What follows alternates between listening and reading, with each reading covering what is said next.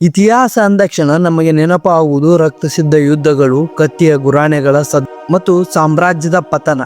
ಆದರೆ ಭಾರತ ಇತಿಹಾಸ ಪುಟಗಳಲ್ಲಿ ಒಬ್ಬ ವ್ಯಕ್ತಿ ಇದ್ದಾರೆ. ಅವರು ಯಾವುದೇ ಯುದ್ಧವನ್ನು ಕತ್ತಿಯಿಂದ ಗೆಲ್ಲಲಿಲ್ಲ, ಬದಲಿಗೆ ತನ್ನ ಚತುರತನ ಮತ್ತು ಮಾತಿನ ಚಾತುರ್ಯದಿಂದ ಇಡೀ ಮೊಘಲ್ ಸಾಮ್ರಾಜ್ಯವನ್ನೇ ಬೆರಗುಗೊಳಿಸಿದ್ದ. ಅವರು ಚಕ್ರವರ್ತಿ ಅಕ್ಬರ್ ಆಸ್ಥಾನದ ಕೇವಲ ಒಬ್ಬ ಸಚಿವರಾಗಿರಲಿಲ್ಲ, ಅಕ್ಬರ್ನ ಕಷ್ಟಕಾಲದ ಆಪ್ತ ಮಿತ್ರರಾಗಿದ್ದರು. ದಕ್ಷ ಸೇನಾಧಿಪತಿ ಮತ್ತು ಅಪ್ರತಿಮ ಬುದ್ಧಿವಂತಿಕೆ. ಅವರ ಅಸಲಿ ಹೆಸರು ಮಹೇಶ್ ಜಾಸ್, ಆದರೆ ಜಗತ್ತು ಅವರನ್ನು ಕರೆಯುವುದು ಬೀರ್ಬಲ್ ಎಂದು. ಇವತ್ತಿನ ಈ ವಿಶೇಷ ವಿಡಿಯೋದಲ್ಲಿ ನಾವು ಕೇವಲ ಬೀರ್ಬಲ್ ಅವರ ಕಥೆಗಳನ್ನು ಹೇಳುವುದಿಲ್ಲ, ಬದಲಿಗೆ ಅದರ ಹಿಂದೆ ಅಡಗಿರುವ ಅವರ ಅದ್ಭುತವಾದ ಜೀವನ ಪಯಣವನ್ನು ಬಿಚ್ಚಿಡಲಿದ್ದೇವೆ. ನೋಡಿ, ಒಬ್ಬ ಸಾಮಾನ್ಯ ಬ್ರಾಹ್ಮಣ ಕುಟುಂಬದಲ್ಲಿ ಹುಟ್ಟಿದ ಹುಡುಗ ದೆಹಲಿಯ ಸುಲ್ತಾನನ ಮನೆಗೆದ್ದ ನವರತ್ನಗಳಲ್ಲಿ ಒಬ್ಬರಾಗಿರುವುದು ಅಷ್ಟು ಸುಲಭದ ಮಾತಲ್ಲ. ಬೀರ್ಬಲ್ ಅವರ ಜೀವನದ ಮೇಲೆ ಇಂದಿಗೂ ಅನೇಕ ಚರ್ಚೆಗಳಿವೆ. ಅವರು ನಿಜಕ್ಕೂ ಅಷ್ಟೊಂದು ಬುದ್ಧಿವಂತರೇ? ಅಕ್ಬರ್ ಅವರಿಗೆ ಅಷ್ಟೊಂದು ಪ್ರಾಮುಖ್ಯತೆ ನೀಡಲು ಕಾರಣವೇನು?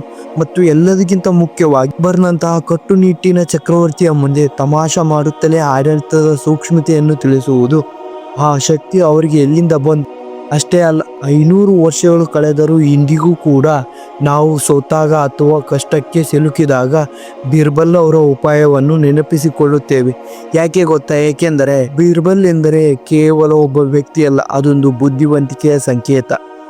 ಮಹೇಶ್ ದಾಸ್ ಎಂಬ ಸಾಮಾನ್ಯ ಯುವಕ ಚಕ್ರವರ್ತಿ ಅಕ್ಬರ್ನ ಭೇಟಿಯಾದ ರೋಚಕ ಕ್ಷಣ. ಅಕ್ಬರ್ನ ಆಸ್ಥಾನದಲ್ಲಿ ಬೀರ್ಬಲ್ನಿಗೆ ಎದುರಾಗುವ ಸಂಚುಗಳು ಮತ್ತು ಅವರು ಅದರಿಂದ ಪಾರಾಗುವ ರೀತಿ, ಇತಿಹಾಸ ಪುಸ್ತಕದಲ್ಲಿ ದಾಖಲಾಗಿರುವ ಅವರ ಅತ್ಯಂತ ಪ್ರಸಿದ್ಧವಾದ ಚತುರತನದ ಕಥೆಗಳು, ಬೀರ್ಬಲ್ ಅವರ ಜೀವನದ ಕೊನೆಯ ಕ್ಷಣ ಹೀಗೆ ಕೈಯಾಗಿರುವುದು ಎಂಬ ಸತ್ಯ. ಈ ವಿಡಿಯೋದಲ್ಲಿ ಇವೆಲ್ಲ ಪೂರ್ತಿಯಾಗಿ ತಿಳ್ಕೊಳ್ಳೋಣ ಬನ್ನಿ. ಈ ವಿಡಿಯೋ ಕೇವಲ ಮನರಂಜನೆಗಾಗಿ ಅಲ್ಲ, ಇದರಲ್ಲಿರುವ ಪ್ರತಿಯೊಂದು ಕಥೆಯೂ ನಮ್ಮ ಜೀವನದ ಪಾಠವನ್ನು ಕಲಿಸುತ್ತದೆ.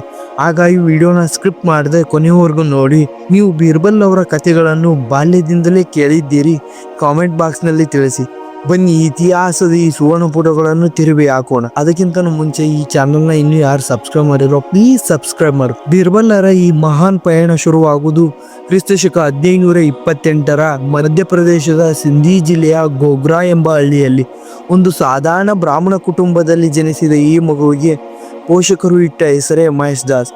ಬಾಲ್ಯದಿಂದಲೇ ಮಹೇಶ್ ದಾಸ್ ಕೇವಲ ಓದಿನಲ್ಲಿ ಮಾತ್ರವಲ್ಲ, ಮಾತಿನಲ್ಲೂ ಬಹಳ ಚುರುಕುತನವಿತ್ತು. ಎಂತಹ ಜಟಿಲ ಸಮಸ್ಯೆಗಳನ್ನು ಸರಳವಾಗಿ ಬಿಡಿಸುವ ಕಲೆ ಅವರಿಗೆ ಒಲಿದಿತ್ತು. ಅವರು ಬೆಳೆದು ದೊಡ್ಡವರಾದಂತೆ ಅವರ ಖ್ಯಾತಿ ಸುತ್ತಮುತ್ತಲಿನ ಹಳ್ಳಿಗಳಲ್ಲಿ ಹಬ್ಬಲು ತೊಡಗಿತ್ತು. ಆದರೆ ವಿಧಿಯಾಟವೇ ಬೇರೆ ಇತ್ತು. ಅವರ ಅದೃಷ್ಟ ಕಾಡಿನ ದಾರಿಯಲ್ಲಿ ಅವರಿಗಾಗಿ ಕಾಯುತ್ತಿತ್ತು. ಒಮ್ಮೆ ಚಕ್ರವರ್ತಿ ಅಕ್ಬರ್ ತನ್ನ ಸೈನ್ಯದೊಂದಿಗೆ ಭೇಟಿಯಾಡಲು ಹೋದಾಗ ದಾರಿ ತಪ್ಪುತ್ತಾರೆ. ಹಸಿವು ಮತ್ತು ಬಾಯಾರಿಕೆಯಿಂದ ಬಳಲುತ್ತಿದ್ದ ಅಕ್ಬರಿಗೆ ದಾರಿ ತೋರಿಸಲು ಯಾರೂ ಇರುವುದಿಲ್ಲ. ಅಲ್ಲಿಗೆ ಬರುತ್ತಾನೆ ಯುವಕ ಮಹೇಶ್ ದಾಸ್. ಅಕ್ಬರ್ ಅವರು ಕಂಡು, ಹೇ ಯುವಕ, ಇಲ್ಲಿ ಅಗ್ರಹಕ್ಕೆ ಹೋಗುವ ದಾರಿ ಯಾವುದು ಎಂದು ಕೇಳಿದಾಗ, ಆಗ ಮಹೇಶ್ ದಾಸ್ ಅವರು ನಗುತ್ತಾ, ಮಹಾರಾಜರೇ, ದಾರಿ ಎಂದಿಗೂ ಚಲಿಸುವುದಿಲ್ಲ, ಜನರು ದಾರಿಯ ಮೇಲೆ ಚಲಿಸುತ್ತಾರೆ ಎನ್ನುತ್ತಾರೆ. ಈ ಮಾರ್ಮಿಕ ಉತ್ತರವನ್ನು ಕೇಳಿ ಅಕ್ಬರ್ ಅವರು ಆಶ್ಚರ್ಯಚಕಿತರಾಗುತ್ತಾರೆ.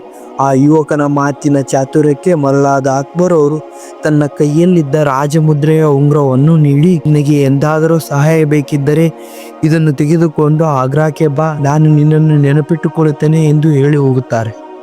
ಕೆಲವು ವರ್ಷಗಳ ನಂತರ ಮಹೇಶ್ ದಾಸ್ ಕೆಲಸ ಹುಡುಕುತ್ತಾ ಆಗ್ರಾಕ್ಕೆ ತಲುಪುತ್ತಾರೆ. ಕೋಟೆಯ ಬಾಗಿಲಲ್ಲಿ ನಿಂತಿದ್ದ ಕಾವಲುಗಾರರು ಈ ಬಡ ಯುವಕನನ್ನು ಕಂಡು ಒಳಗೆ ಬಿಡಲು ನಿರಾಕರಿಸುತ್ತಾರೆ. ಆಗ ಮಹೇಶ್ ದಾಸ್ ಅಕ್ಬರ್ಗೆ ನೀಡಿದ ಉಂಗುರವನ್ನು ತೋರಿಸುತ್ತಾರೆ. ಉಂಗುರವನ್ನು ಕಂಡ ತಕ್ಷಣ ಕಾವಲುಗಾರರಿಗೆ ದುರಾಶೆ ಹುಟ್ಟುತ್ತದೆ.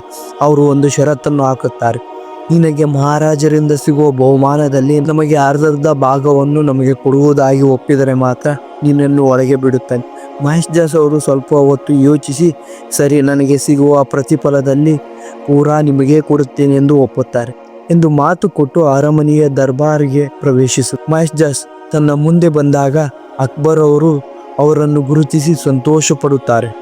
ಯುವಕನೇ, ನಿನಗೆ ಏನು ಬೇಕು ಕೇಳು ಎನ್ನುತ್ತಾರೆ. ಆಗ ಮಹೇಶ್ ದಾಸ್ ಅವರು ಎಲ್ಲರೂ ದಂಗಾಗುವಂತೆ ಬೀಳುತ್ತಾರೆ. ಮಹಾರಾಜರೇ, ನನಗೆ 100 ಚಾಟಿ ಏಟುಗಳು ಬಹುಮಾನವಾಗಿ ನೀಡಿ. ಅಕ್ಬರ್ಗೆ ಆಶ್ಚರ್ಯವಾಗುತ್ತದೆ. ಪೂರ್ಣ ಏಟುಗಳ ಪಾಲುದಾರರು ಹೊರಗೆ ಇದ್ದಿದ್ದಾರೆ. 100 ಚಾಟಿ ಏಟಿನ ಪಾಲುದಾರರು ಹೊರಗಿನ ಕಾವಲುಗಾರರು. ಅವ್ರನ್ನ ಒಳಗೆ ಕರೆದು ಅವರಿಗೆ ಚಾಟಿ ಏಟು ನೀಡಿ ಎಂದು ಹೇಳುತ್ತಾರೆ. ಕಾವಲುಗಾರರ ಲಂಚೆ ವಿಷಯ ತಿಳಿದ ಅಕ್ಬರ್ ಜೋರಾಗಿ ನಗುತ್ತಾನೆ.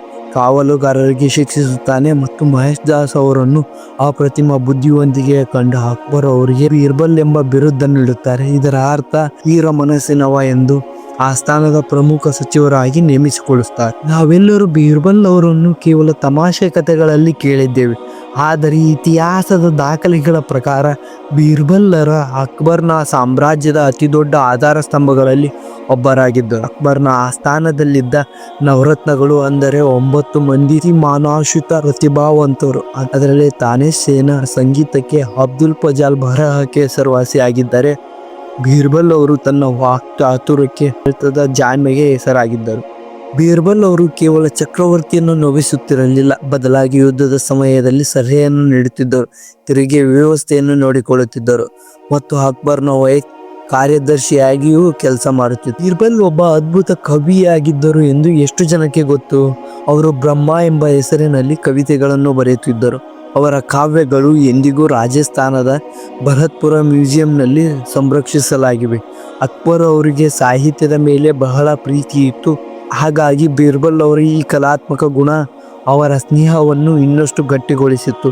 ಕೇವಲ ತರ್ಕವಲ್ಲ, ಸಾಹಿತ್ಯದ ಮೂಲಕವೂ ಅವರು ಅಕ್ಬರ್ನ ಹೃದಯ ಗೆದ್ದಿದ್ದರು. ಬಹಳ ಜನರಿಗೆ ಬೀರ್ಬಲ್ ಅವರು ಯುದ್ಧ ಭೂಮಿಯಲ್ಲಿ ಇಳಿದಿದ್ದರು ಎಂಬುದು ಆಶ್ಚರ್ಯ ತರಬಹುದು. ಆದರೆ ಬೀರ್ಬಲ್ ಅವರು ಮೊಘಲ ಸೈನ್ಯದ ಒಬ್ಬ ಉನ್ನತ ಅಧಿಕಾರಿಯಾಗಿದ್ದರು.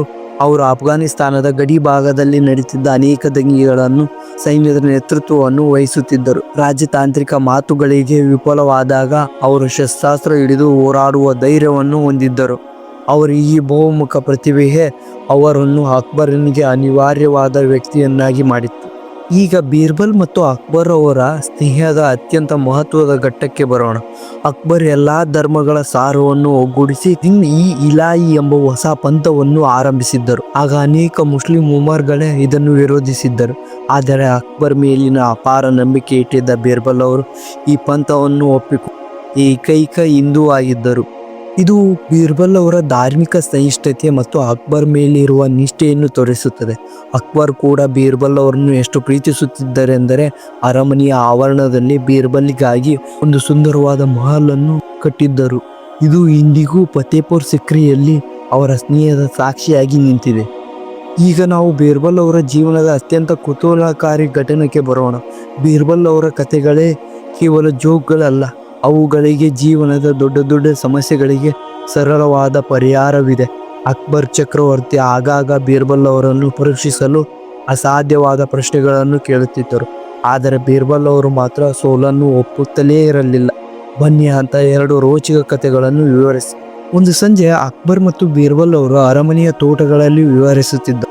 ಆಕಾಶದಲ್ಲಿ ಹಾರುತ್ತಿದ್ದ ಕಾಗೆಗಳನ್ನು ನೋಡಿ ಅಕ್ಬರ್ ಅವರಿಗೆ ಒಂದು ವಿಚಿತ್ರ ಕುತೂಹಲ ಮೂಡುತ್ತಾ ಅವರು ಬೀರ್ಬಲ್ ಕಡೆಗೆ ತಿರುಗಿ, ಬೀರ್ಬಲ್, ನೀನು ಬಹಳ ಬುದ್ಧಿವಂತನಲ್ಲವೇ? ಹಾಗಾದರೆ ಹೇಳು, ನಮ್ಮ ಈ ಸಾಮ್ರಾಜ್ಯದಲ್ಲಿ ಒಟ್ಟು ಎಷ್ಟು ಕಾಗೆಗಳಿವೆ ಎಂದು ಕೇಳುತ್ತಾರೆ. ಇಲ್ಲಿನ ಸಚಿವರು ಬೀರ್ಬಲ್ ಈಗ ಸಿಕ್ಕಿಬಿದ್ದ ಎಂದುಕೊಳ್ಳುತ್ತಾರೆ. ಆಗ ಬೀರ್ಬಲ್ ಅವರು ಒಂದು ಕ್ಷಣವೂ ಯೋಚಿಸದೆ, ಮಹಾರಾಜರೇ, ನಮ್ಮ ರಾಜ್ಯದಲ್ಲಿ ನಿಖರವಾಗಿ 95,378 ಕಾಗೆಗಳಿವೆ ಎಂದು ಆತ್ಮವಿಶ್ವಾಸದಿಂದ ಹೇಳುತ್ತಾರೆ. ಅಕ್ಬರ್ ಅವರು ಆಶ್ಚರ್ಯಚಕಿತವಾಗಿ, ಒಂದು ವೇಳೆ ನೀನು ಹೇಳುವ ಸಂಖ್ಯೆಗಳು ಹೆಚ್ಚು ಅಥವಾ ಕಡಿಮೆ ಇದ್ದರೆ ಎಂದು ಕೇಳಿದಾಗ ಬೀರ್ಬಲ್ ಅವರು ನಗುತ್ತಾ ಹೇಳುತ್ತಾರೆ, ಮಹಾರಾಜರ, ಒಂದು ವೇಳೆ ಕಾಗೆಗಳು ಹೆಚ್ಚಿದ್ದರೆ ಹೊರಗಿನ ರಾಜ್ಯದ ಕಾಗೆಗಳು ಇಲ್ಲಿರುವ ತಮ್ಮ ನೆಂಟರ ಮನೆಗೆ ಭೇಟಿ ಮಾಡಲು ಬಂದಿದ್ದಾರೆ ಎಂದರ್ಥ. ಒಂದು ವೇಳೆ ಕಡಿಮೆ ಇದ್ದರೆ ನಮ್ಮ ರಾಜ್ಯದ ಕಾಗೆಗಳು ಬೇರೆ ರಾಜ್ಯದಲ್ಲಿರುವ ತಮ್ಮ ನೆಂಟರ ಮನೆಗೆ ಹೋಗಿದ್ದಾರೆ ಎಂದು ಅರ್ಥ. ಈ ಉತ್ತರ ಕೇಳಿ ಅಕ್ಬರ್ ಅವರು ಅರಮನೆ ನಡುಗುವಂತೆ ನಗುತ್ತಾರೆ. ಈ ಕಥೆ ನಮಗೆ ಕಲಿಸುವುದು ಏನೆಂದರೆ, ಎಲ್ಲದಕ್ಕೂ ನಿಖರ ಉತ್ತರ ಬೇಕಿಲ್ಲ, ಕೆಲವು ಕಡೆ ಚಾಣಾಕ್ಷಿತನ ತರ್ಕವೇ ಸಾಕು ಎಂದು. ಇನ್ನೊಂದು ದಿನ ಅಕ್ಬರ್ ತನ್ನ ಇಡೀ ಆಸ್ಥಾನದಲ್ಲಿ ಒಂದು ಸವಾಲನ್ನು ಹಾಕುತ್ತಾರೆ. ಅವರು ನೆಲದ ಮೇಲೆ ಒಂದು ಉದ್ದವಾದ ಗೆರೆಯನ್ನು ಎಳೆದು, ಯಾರು ಈ ಗೆರೆಯನ್ನು ಮುಟ್ಟದೆ ಅಥವಾ ಅಳಿಸದೆ ಇದನ್ನು ಸಣ್ಣದಾಗಿ ಮಾಡುತ್ತಾರೋ ಅವರಿಗೆ ಭರ್ಜರಿ ಬಹುಮಾನ ಎನ್ನುತ್ತಾರೆ. ಎಲ್ಲ ಸಚಿವರು ತಲೆ ಕೆಡಿಸಿಕೊಳ್ಳುತ್ತಾರೆ. ಗೆರೆಯನ್ನು ಮುಟ್ಟದೆ ಸಣ್ಣದು ಮಾಡುವುದು ಹೇಗೆ? ಆಗ ಬೀರ್ಬಲ್ ಅವರು ಮುಂದೆ ಬಂದು ಚಕ್ರವರ್ತಿ ಅವರು ಎಳೆದ ಗೆರೆಯ ಪಕ್ಕದಲ್ಲೇ ಅದಕ್ಕಿಂತ ಉದ್ದವಾದ ಗೆರೆಯನ್ನು ಎಳೆಯುತ್ತಾರೆ. ತಾನಾಗಿಯೇ ಅಕ್ಬರ್ ಎಳೆದ ಮೊದಲ ಗೆರೆಯೇ ಸಣ್ಣದಾಗಿ ಕಾಣುತ್ತದೆ. ಇಲ್ಲಿ ಬೀರ್ಬಲ್ ಅವರ ಶೈಲಿ ಮತ್ತು ಅವರ ಸಮಸ್ಯೆಗಳನ್ನು ಅಳಿಸಲು ಹೋಗುವುದಿಲ್ಲ, ಬದಲಿಗೆ ಆ ಸಮಸ್ಯೆಗಳನ್ನು ಚಿಕ್ಕದಾಗಿ ಮಾಡುವಂತಹ ದೊಡ್ಡ ಪರಿಹಾರವನ್ನು ಹುಡುಕುತ್ತಾರೆ. ಸ್ನೇಹಿತರೆ, ಈ ಕಥೆಗಳು ನಮಗೆ ಏನನ್ನು ಕಲಿಸುತ್ತವೆ? ಜೀವನದಲ್ಲಿ ನಮಗೆ ಎದುರಾಗುವ ಸಮಸ್ಯೆಗಳು ಅಥವಾ ದೊಡ್ಡವರು ಎಂದವರು ನಾವು ಚಿಕ್ಕವರಾಗಿ ಕಂಡಾಗ ಅವರನ್ನು ಕೆಳಗೆ ಇಳಿಯುವ ಬದಲು ನಮ್ಮ ಜ್ಞಾನ ಮತ್ತು ಸಾಧನೆಗಳನ್ನು ದೊಡ್ಡದಾಗಿ ಮಾಡಿಕೊಂಡರೆ ಸಾಕು, ಎದುರಾಳಿಗಳು ತಾನಾಗಿಯೇ ಸಣ್ಣವರಾಗುತ್ತಾರೆ. ಇದೇ ಬೀರ್ಬಲ್ ಅವರ ಜೀವನದ ಮಂತ್ರವಾಗಿತ್ತು. ಯಶಸ್ಸು ಮತ್ತು ಜನಪ್ರಿಯತೆ ಹೆಚ್ಚಾದಂತೆ ಶತ್ರುಗಳ ಸಂಖ್ಯೆಯೂ ಹೆಚ್ಚಾಗುತ್ತದೆ ಎಂಬ ಮಾತಿದೆ. ಬೀರ್ಬಲ್ ಅವರ ವಿಷಯದಲ್ಲೂ ಇದೇ ಆಯಿತು. ಒಬ್ಬ ಸಾಮಾನ್ಯ ಬ್ರಾಹ್ಮಣ ಯುವಕ ಅಕ್ಬರ್ನ ಆಪ್ತ ಮಿತ್ರನಾಗಿದ್ದ. ಆಸ್ಥಾನದ ಹಳೆಯ ಸಚಿವರು ಮತ್ತು ಧರ್ಮದ ಗುರುಗಳಿಗೆ ನುಂಗಲಾಗದ ತುತ್ತಾಗಿತ್ತು. ಬೀರ್ಬಲ್ ಅನ್ನು ಆಸ್ಥಾನದಿಂದ ಹೊರಗೋಡಿಸಲು ಅಥವಾ ಅಕ್ಬರ್ನ ದೃಷ್ಟಿಯಲ್ಲಿ ಕೆಟ್ಟವನಾಗಿ ಮಾಡಲು ಪ್ರತಿದಿನ ಹೊಸ ಹೊಸ ಸಂಚುಗಳು ನಡೆಯುತ್ತಿದ್ದವು. ಈ ಗುಂಪಿನ ನಾಯಕತ್ವ ವಹಿಸಿದವರೇ ಮುಲ್ಲಾ ಫಿಯಾಜಿ.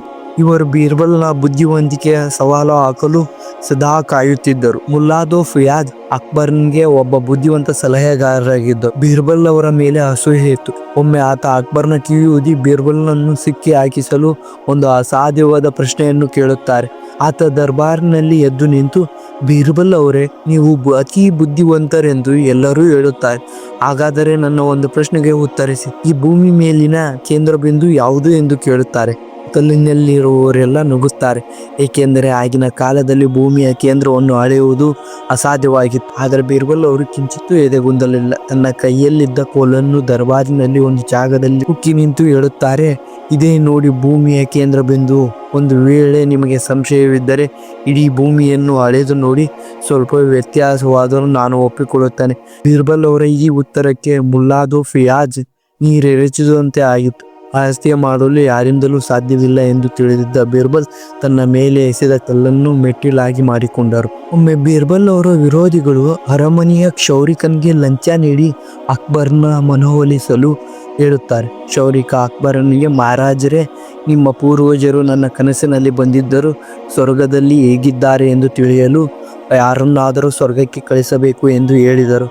ಅದಕ್ಕೆ ಬೀರ್ಬಲ್ ಅವರೇ ಸೂಕ್ತ ಎನ್ನುತ್ತಾರೆ. ಅಕ್ಬರ್ ಅವರಿಗೆ ಇಷ್ಟವಿಲ್ಲದಿದ್ದರೂ ಅದನ್ನು ನಂಬುತ್ತಾರೆ. ಬೀರ್ಬಲ್ ಅವರನ್ನು ಸ್ವರ್ಗಕ್ಕೆ ಹೋಗಲು ಸಿದ್ಧವಾಗುವಂತೆ ಹೇಳುತ್ತಾರೆ. ಬೀರ್ಬಲ್ ಅವರು ತನ್ನ ಕೊಲ್ಲಲು ಮಾಡಿದ ಸಂಚು ಎಂದು ಅರಿತರೂ ಅವರು ಸಾಯಲು ಒಪ್ಪುತ್ತಾರೆ. ಆದರೆ ಒಂದು ಷರತ್ತನ್ನು ಹಾಕುತ್ತಾರೆ, ನನ್ನನ್ನು ನನ್ನ ಮನೆಯ ಹತ್ತಿರವೇ ಜೀವಂತವಾಗಿ ಹೂಳಬೇಕು. ಹೂಳುವ ಮೊದಲು ಬೀರ್ಬಲ್ ಅವರು ರಹಸ್ಯವಾಗಿ ತನ್ನ ಮನೆಯಿಂದ ಸಮಾಧಿಯವರೆಗೆ ಒಂದು ಸುರಂಗವನ್ನು ತೋಡುತ್ತಾರೆ. ಉಳಿದ ನಂತರ ಸುರಂಗದ ಮೂಲಕ ಮನೆ ಸೇರಿ ಕೆಲವು ತಿಂಗಳು ತಲೆಮರೆಸಿಕೊಳ್ಳುತ್ತಾರೆ. ನಂತರ ಉದ್ದನೆಯ ಗಡ್ಡ ಬಿಟ್ಟು ಅರಮನೆಗೆ ಮರಳುತ್ತಾರೆ. ಅಕ್ಬರ್ ಅವರು ಆಶ್ಚರ್ಯದಿಂದ ಸ್ವರ್ಗ ಹೇಗಿದೆ ಎಂದು ಕೇಳಿದಾಗ ಅಕ್ಬರ್ ಅವರು ಹೇಳುತ್ತಾರೆ, ಸ್ವರ್ಗದಲ್ಲಿ ಎಲ್ಲವೂ ಚೆನ್ನಾಗಿದೆ ಮಹಾರಾಜರೇ, ಆದರೆ ಅಲ್ಲಿ ಒಬ್ಬ ಕ್ಷೌರಿಕನಿಲ್ಲ. ನೋಡಿ, ನನಗೆ ಗಡ್ಡ ಎಷ್ಟು ಬೆಳೆದಿದೆ, ಅದಕ್ಕೆ ಅಲ್ಲಿಗೆ ನಿಮ್ಮ ಕ್ಷೌರಿಕನನ್ನು ಕಳಿಸಿಕೊಡಿ ಎನ್ನುತ್ತಾರೆ. ಅಕ್ಬರ್ನಿಗೆ ಸತ್ಯ ಅರಿವಾಗಿ ಕ್ಷೌರಿಕ ಮತ್ತು ಅವರ ಹಿಂದೆ ಇದ್ದವರಿಗೆ ಕಠಿಣ ಶಿಕ್ಷೆಯನ್ನು ವಿಧಿಸುತ್ತಾರೆ. ಘಟನೆ ನಮಗೆ ತೋರಿಸುವುದು ಬೀರ್ಬಲ್ ಅವರ ಹಾಸ್ಯ ಪ್ರಜ್ಞೆಯಲ್ಲ, ಬದಲಿಗೆ ಅವರು ಬದುಕುಳಿಯುವ ಕಥೆಯನ್ನು. ರಾಜಕೀಯ ಕೆಸರಿನಲ್ಲಿ ಇದ್ದರೂ ಅವರು ಕಮಲದಂತೆ ಅರಳಿದ್ದರು. ಅವರು ಎಂದಿಗೂ ಸೇಡಿನ ರಾಜಕೀಯ ಮಾಡಲಿಲ್ಲ, ಬದಲಾಗಿ ಎದುರಾಳಿಗಳ ಕುತಂತ್ರವನ್ನೇ ಅವರ ತಿರುಗೇಟು ನೀಡಲು ಬಯಸುತ್ತಿದ್ದರು. ಇದೇ ಬೀರ್ಬಲ್ ಅವರ ವ್ಯಕ್ತಿತ್ವದ ದೊಡ್ಡ ಶಕ್ತಿಯಾಗಿತ್ತು. ಬೀರ್ಬಲ್ ಎಂದರೆ ಕೇವಲ ಅರಮನೆಯ ದರ್ಬಾರಿನಲ್ಲಿ ಕುಳಿತು ತಮಾಷೆ ಮಾಡುವ ವ್ಯಕ್ತಿಯಲ್ಲ, ಅವರು ಮೊಘಲ್ ಸಾಮ್ರಾಜ್ಯದ ಒಬ್ಬ ಶ್ರೇಷ್ಠ ಸೇನಾ ದಳಪತಿಯಾಗಿದ್ದರು. ಕ್ರಿಸ್ತಶಕ 1586ರಲ್ಲಿ ವಾಯು ಭಾಗದ ಇಂದಿನ ಪಾಕಿಸ್ತಾನ ಮತ್ತು ಅಫ್ಘಾನಿಸ್ತಾನ ಗಡಿ ಭಾಗದ ಯೂಸಫ್ ಜಾಹಿ ಎಂಬ ಬುಡಕಟ್ಟು ಜನಾಂಗ ಮೊಘಲರ ವಿರುದ್ಧ ದಂಗೆ ಎದ್ದಿದ್ದರು. ಆ ಪ್ರದೇಶದ ದುರ್ಗಾಮಾತಾ ಬೆಟ್ಟದ ಗುಡ್ಡದಲ್ಲಿ ಯುದ್ಧ ಮಾಡುವುದು ಅಷ್ಟು ಸುಲಭವಾದ ಮಾತಾಗಿರಲಿಲ್ಲ. ಅಲ್ಲಿಗೆ ಹೋಗಿದ್ದ ಮೊಘಲ್ ಸೈನ್ಯ ಕಷ್ಟಕ್ಕೆ ಸಿಲುಕಿದಾಗ ಚಕ್ರವರ್ತಿ ಅಕ್ಬರ್ ಅವರು ತನ್ನ ಅತಿ ನಂಬಿಕಸ್ಥ ಮಿತ್ರರಾದ ಬೀರ್ಬಲ್ ಅವರನ್ನು ಸೇನೆಯ ನೇತೃತ್ವ ವಹಿಸಿ ಕಳಿಸುತ್ತಾರೆ. ಬೀರ್ಬಲ್ ಅವರಿಗೆ ಇದು ಕೇವಲ ಆಜ್ಞೆಯಾಗಿರಲಿಲ್ಲ, ಅದು ದೇಶಕ್ಕಾಗಿ ಸಲ್ಲಿಸಬೇಕಾದ ಕರ್ತವ್ಯವಾಗಿತ್ತು. ಸೈನ್ಯದೊಂದಿಗೆ ಹೋಗಿದ್ದ ಬೀರ್ಬಲ್ ಅವರು ಮಲಕಂಡ ಪಾಸ್ ಎಂಬ ಕಿರಿದಾದ ಕಣಿವೆಯಲ್ಲಿ ಸಿಲುಕಿಕೊಳ್ಳುತ್ತಾರೆ. ಶತ್ರುಗಳು ಬೆಟ್ಟದ ಮೇಲೆ ಅನಿರೀಕ್ಷಿತವಾಗಿ ದಾಳಿ ಮಾಡುತ್ತಾರೆ. ಆ ಕತ್ತಲಿನ ರಾತ್ರಿಯಲ್ಲಿ ನಡೆದ ಭೀಕರ ಯುದ್ಧದಲ್ಲಿ ಬೀರ್ಬಲ್ ಅವರು ವೀರಾವೇಶದಿಂದ ಹೋರಾಡುತ್ತಾರೆ. ಆದರೆ ದುರದೃಷ್ಟವಶ ಸಾವಿರಾರು ಸೈನಿಕರೊಂದಿಗೆ ಬೀರ್ಬಲ್ ಅವರು ಕೂಡ ಆ ಕಣಿವೆಯಲ್ಲಿ ಮರಣ ಹೊಂದುತ್ತಾರೆ. ಇತಿಹಾಸದ ಒಂದು ಕಟು ಸತ್ಯವೇನೆಂದರೆ ಅವರ ದೇಹವು ಅಕ್ಬರ್ಗೆ ಎಂದೂ ಸಿಗುವುದೇ ಇಲ್ಲ. ಅಕ್ಬರ್ ಅವರ ಆಸ್ಥಾನದಲ್ಲಿದ್ದ ನವರತ್ನಗಳಲ್ಲಿ ಒಬ್ಬರಾಗಿದ್ದ ಕೋಟ್ಯಾಂತರ ಜನರ ಮುಖದಲ್ಲಿ ನಗು ತೋರಿಸುತ್ತಿದ್ದ ಆ ಧೀಮಂತ ಅಪರಿಚಿತ ಕಣಿವೆಯೊಂದರಲ್ಲಿ ಮಣ್ಣಾಗಿ ಹೋಗಿದ್ದಾರೆ. ಬೀರ್ಬಲ್ ಅವರ ಸಾವಿನ ಸುದ್ದಿ ಆಗಾಗ್ಗೆ ತಲುಪಿದಾಗ ಇಡೀ ಸಾಮ್ರಾಜ್ಯವೇ ಸ್ತಬ್ಧವಾಗಿತ್ತು. ವಿಶೇಷವಾಗಿ ಚಕ್ರವರ್ತಿ ಅಕ್ಬರ್ ಪೂರ್ಣವಾಗಿ ಕುಸಿದು ಹೋಗಿದ್ದರು. ಇತಿಹಾಸಕಾರರ ಪ್ರಕಾರ ಅಕ್ಬರ್ ಅವರು ಸತತ 2 ದಿನಗಳ ಕಾಲ ಆಹಾರ ಮತ್ತು ನೀರನ್ನು ಮುಟ್ಟಲಿಲ್ಲವಂತೆ. ತನ್ನ ಅತ್ಯಂತ ಆಪ್ತ ಗೆಳೆಯನನ್ನು ಕಳೆದುಕೊಂಡ ನೋವಿನಲ್ಲಿ ಅಕ್ಬರ್ ಅವರು ಕಣ್ಣೀರು ಹಾಕುತ್ತಾ ಅರಮನೆಯಲ್ಲೇ ಅಲೆದಾಡುತ್ತಿದ್ದರು. ಅಕ್ಬರ್ ಅವರು ಹೇಳುವಂತೆ, ನನ್ನ ಸಾಮ್ರಾಜ್ಯದಲ್ಲಿ ಅನೇಕ ಸಚಿವರಿದ್ದಾರೆ, ಸಾವಿರಾರು ಸೈನಿಕರಿದ್ದಾರೆ. ನನ್ನನ್ನು ಪ್ರೀತಿಸುವ ಮತ್ತು ನನ್ನ ತಪ್ಪುಗಳನ್ನು ತಿದ್ದುತ್ತಿದ್ದ ಬೀರ್ಬಲ್ ಇನ್ನೊಬ್ಬ ಸಿಗಲು ಸಾಧ್ಯವಿಲ್ಲ. ಅಕ್ಬರ್ನಂತಹ ಶಕ್ತಿಶಾಲಿ ಚಕ್ರವರ್ತಿ ಒಬ್ಬ ಸಾಮಾನ್ಯ ಮನುಷ್ಯನಿಗಾಗಿ ಹೀಗೆ ಮರುವುದಾಗಿ ಇತಿಹಾಸದಲ್ಲಿ ಬೀರ್ಬಲ್ನಿಗಿದ್ದ ಆ ಸ್ಥಾನವನ್ನು ಎತ್ತಿ ತೋರಿಸುತ್ತದೆ. ಬೀರ್ಬಲ್ ಅವರು ಸತ್ತಿರಬಹುದು, ಆದರೆ ಅವರು ನೀಡಿದ ಜ್ಞಾನ ಮತ್ತು ಅವರ ಚತುರತನ ಕಥೆಗಳು ಇಂದಿಗೂ ಅಮರ. ಅವರ ಸಾವು ಒಂದು ಯುಗದ ಅಂತ್ಯದಂತಿತ್ತು. ಇಲ್ಲಿಯವರೆಗೆ ನಾವು ಮಹೇಶ್ ದಾಸ್ ಎಂಬ ಯುವಕ ಬೀರ್ಬಲ್ ಆಗಿ ಬೆಳೆದ ರೋಚಕ ಪಯಣವನ್ನು ನೋಡಿದ್ದೇವೆ. ಬೀರ್ಬಲ್ ಎಂದರೆ ಕೇವಲ ಅರಮನೆಯ ಹಾಸ್ಯ ಚಟಾಪಟಿ ಆರಿಸುತ್ತಿದ್ದ ವ್ಯಕ್ತಿಯಲ್ಲ. ಅವರು ಕಷ್ಟದ ಸಮಯದಲ್ಲಿ ಧೈರ್ಯವನ್ನು ಕಳೆದುಕೊಳ್ಳದೆ ಬುದ್ಧಿವಂತಿಕೆಯಿಂದ ದಾರಿ ಹುಡುಕುತ್ತಿದ್ದ ಒಬ್ಬ ದಾರ್ಶನಿಕ. ಅವರ ಕಥೆಗಳು ನಮಗೆ ಕೇವಲ ನಗುವ ಮಾತ್ರ ತರುವುದಿಲ್ಲ, ಬದಲಿಗೆ ಜೀವನದ ಪಾಠವನ್ನು ಕಲಿಸುತ್ತವೆ. ಕಠಿಣ ಸಮಸ್ಯೆಯನ್ನು ಎದುರಾದಾಗ ಕೋಪಗೊಳ್ಳುವ ಬದಲು ಅಥವಾ ಹೆದರಿ ಓಡಿ ಹೋಗುವ ಬದಲು ಶಾಂತವಾಗಿ ಯೋಚಿಸಿದರೆ ಬೀರ್ಬಲ್ನಂತೆ ನಮಗೆ ಪರಿಹಾರ ಸಿಕ್ಕೇ ಸಿಗುತ್ತದೆ ಎಂಬುದಕ್ಕೆ ಇತಿಹಾಸವೇ ಸಾಕ್ಷಿ. ಮೊಘಲ್ ಸಾಮ್ರಾಜ್ಯದ ಅತಿದೊಡ್ಡ ಅಧಿಕಾರಿಯಾಗಿದ್ದರು. ಅವರು ತನ್ನ ವಿನಯತೆ ಮತ್ತು ಮಾನವೀಯತೆಯನ್ನು ಎಂದಿಗೂ ಬಿಟ್ಟು ಕೊಡುತ್ತಿರಲಿಲ್ಲ. ಇವತ್ತಿನ ಆಧುನಿಕ ಜಗತ್ತಿನಲ್ಲಿ ನಮಗೆಲ್ಲರಿಗೂ ಒಂದು ಬೀರ್ಬಲ್ ಬೇಕಾಗಿದ್ದಾರೆ. ಒತ್ತಡದ ಜೀವನದಲ್ಲಿ ಕೆಲಸದ ಮಧ್ಯೆ ಸಿಲುಕಿದಾಗ ಬೀರ್ಬಲ್ನ ಸಮಯ ಪ್ರಜ್ಞೆ ನಮಗೆ ದಾರಿದೀಪವಾಗಬಲ್ಲರು. ಅಕ್ಬರ್ ಮತ್ತು ಬೀರ್ಬಲ್ ಅವರ ಸ್ನೇಹ ಜಾತಿ ಧರ್ಮ ಗೋಡೆಗಳನ್ನು ಮೀರಿ ಮನುಷ್ಯತ್ವ ಮತ್ತು ಬುದ್ಧಿವಂತಿಕೆಯನ್ನು ಗೌರವಿಸುವುದನ್ನು ಕಲಿಸುತ್ತದೆ. ಬೀರ್ಬಲ್ ಎಂಬ ಈ ಹೆಸರು ಭಾರತೀಯ ಹೃದಯದಲ್ಲಿ ಎಂದಿಗೂ ಅಮರ. ಈ ವಿಡಿಯೋದಲ್ಲಿ ನೀವು ಬೀರ್ಬಲ್ ಅವರ ಜೀವನದ ಬಗ್ಗೆ ಹೊಸ ವಿಷಯವನ್ನು ತಿಳಿದುಕೊಂಡಿದ್ದೀರಿ ಎಂದು ನಾವು ಭಾವಿಸುತ್ತೇವೆ. ಈ ವಿಡಿಯೋ ನಿಮಗೆ ಇಷ್ಟವಾದರೆ ತಪ್ಪದೆ ಲೈಕ್ ಮಾಡಿ ಮತ್ತು ನಿಮ್ಮ ಸ್ನೇಹಿತರಿಗೆ ಶೇರ್ ಮಾಡಿ. ಇತಿಹಾಸ ಇಂತಹ ಆಳವಾದ ಕಥೆಗಳು ಇಂದಿನ ತಲೆಮಾರುಗಳಿಗೆ ತಲುಪಿ. ಇದೇ ರೀತಿ ಇಂತಹ ಇತಿಹಾಸ, ಸಂಸ್ಕೃತಿಗಳು ಮತ್ತು ಮಹಾನ್ ವ್ಯಕ್ತಿಗಳ ಜೀವನ ಚರಿತ್ರೆಗಾಗಿ ನಮ್ಮ ಚಾನಲ್ನನ್ನು ಈಗಲೇ ಸಬ್ಸ್ಕ್ರೈಬ್ ಮಾಡಿ. ಮುಂದಿನ ವಿಡಿಯೋದಲ್ಲಿ ಮತ್ತೊಂದು ಮಹಾ ವ್ಯಕ್ತಿಯೊಂದಿಗೆ ಮತ್ತೆ ಭೇಟಿ ಆಗೋಣ.